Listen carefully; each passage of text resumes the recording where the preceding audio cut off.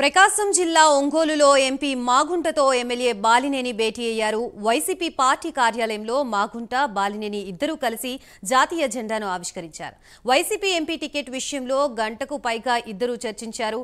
అయితే మాగుంటకి MP ticket లేదని ఇప్పటికే అధిష్టానం తేల్చి చెప్పింది. ఇప్పుడు ఇద్దరూ భేటీ అవడంతో కార్యకర్తల్లో ఆసక్తి నెలకొంది. ఇక ఇదే అంశానికి సంబంధించి మనకి మరిన్ని డీటెయిల్స్ అందించడానికి మా ప్రతినిధి శ్రీనివాస్ సిద్ధంగా ఉన్నారు. శ్రీనివాస్, గత 30 సంవత్సరాలుగా మాగుంట కుటుంబానికి అనేది ఒంగోలు ప్రజలతోటి అమాయకమై ఉన్నారు. ఇక్కడ ఉన్న పరిస్థితులు గతంలో అనేక మార్లు ఆయన ఎంపీగా గెలవడం జరిగింది. అలాగే 2019లో కూడా ఈ ఎంపీగా గెలిచి వైసీపీ తరఫున ఎంపీగా గెలిచి కొనసాగుతున్నారు.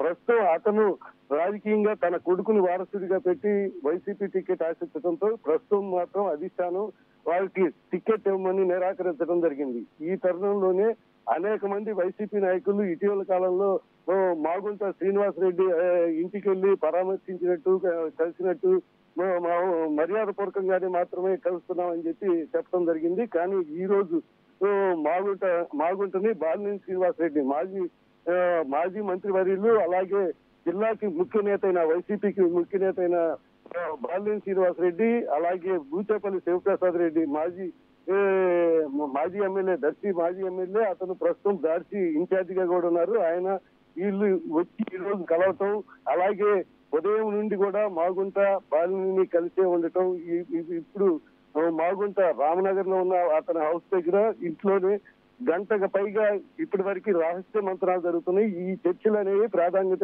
సంతరించుకుంది. ఇది ఎంపీ సీట్ కోసం చర్చలు నడుస్తున్నట్టుగానే, అధిష్టానంతో చర్చలు నడుస్తున్నట్టుగానే భావిస్తున్నాం. Gayatri. Right, thank you Srinivas.